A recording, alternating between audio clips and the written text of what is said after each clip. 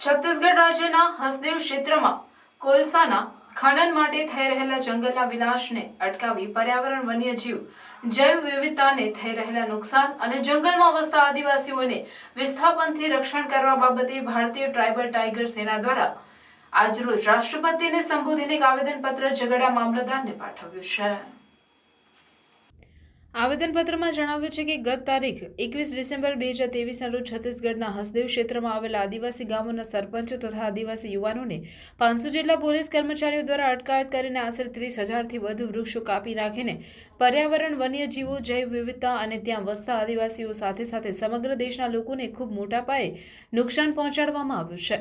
હસદેવ ક્ષેત્રના જંગલને ભારતના ફેફસા તરીકે ઓળખવામાં આવે છે। આ ક્ષેત્ર અસંખ્ય જીવોનું આશ્રય સ્થાન છે, જેમાં હાથી, વાઘ અને અન્ય કેટલાય લુપ્તપ્રાય જીવોનો પણ સમાવેશ થાય છે।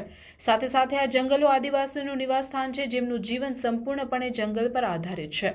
આ જંગલને નુકસાન પહોંચાડવાથી ભારત દેશની આબોહવા અને ઋતુચક્રને ખૂબ મોટા પાયે નુકસાન થશે, જે આવનાર ભવિષ્ય માટે ખૂબ નુકસાનકારક રહેશે। વધુમાં આવેદનપત્ર વર્ષ 2010માં પર્યાવરણ મંત્રાલયના વન સલાહકાર સમિતિએ પણ કોલસો કાઢવા માટે હસદેવના જંગલનો નાશ ન કરવો જોઈએ એવું જણાવ્યું છે। સમિતિએ જણાવ્યું છે કે જો જંગલને નુકસાન પહોંચાડવામાં આવશે તો એનાથી ખૂબ મોટા પાયે પર્યાવરણને હાનિકારક અસરો થશે। છત્તીસગઢ રાજ્ય બંધારણીય અનુસૂચિ 5 વિસ્તારમાં આવે છે, જેમાં આદિવાસીઓને પ્રશાસનિક વહીવટના નિયંત્રણ માટે સત્તાઓ આપવામાં આવી છે। અનુસૂચિત વિસ્તારમાં ગ્રામસભા અને સર્વોપરી સત્તા આપવામાં આવી છે। આ વિસ્તારમાં ગ્રામસભાની પરવાનગી વિના કોઈપણ પ્રકારનું ખનન કાર્ય કરી શકાતું નથી। હસદેવ ક્ષેત્રને 20 જેટલી ગ્રામસભાઓને ખનન વિરુદ્ધ ઠરાવ કર્યા છે અને ખનનને મંજૂરી આપી નથી। તેમ છતાં પણ રાજ્ય સરકાર અને કેન્દ્ર સરકાર દ્વારા ગ્રામસભાના ઠરાવવાની અવગણના કરીને આ વિસ્તારમાં ખનન માટે મંજૂરી આપી દેવામાં આવી છે, જે ખરેખર દેશના બંધારણનું ઉલ્લંઘન કરીને આદિવાસીઓના બંધારણ અધિકારીઓનું હનન કરે છે। રાષ્ટ્રપતિને જણાવ્યું છે કે આપ બંધારણીય વડા છો, તો આ આવેદનપત્ર થકી અમારી એ જ માંગણી છે કે આ આદિવાસીઓ સાથે થઈ રહેલા અત્યાચાર રોકવા માટે આગળ આવી પોતાની બંધારણીય શક્તિનો ઉપયોગ કરો અને હસદેવ જંગલ બચાવી ભારતના બંધારણ સાથે ત્યાં વસતા વન્યજીવો અને આદિવાસીઓનું રક્ષણ કરો। હસદેવ જંગલનો નાશ થતો અટકાવવામાં નહીં આવશે તો સમગ્ર દેશનો આદિવાસી સમાજ આંદોલન કરશે, તેમ તેમણે તેમના આવેદનપત્રમાં જણાવ્યું છે।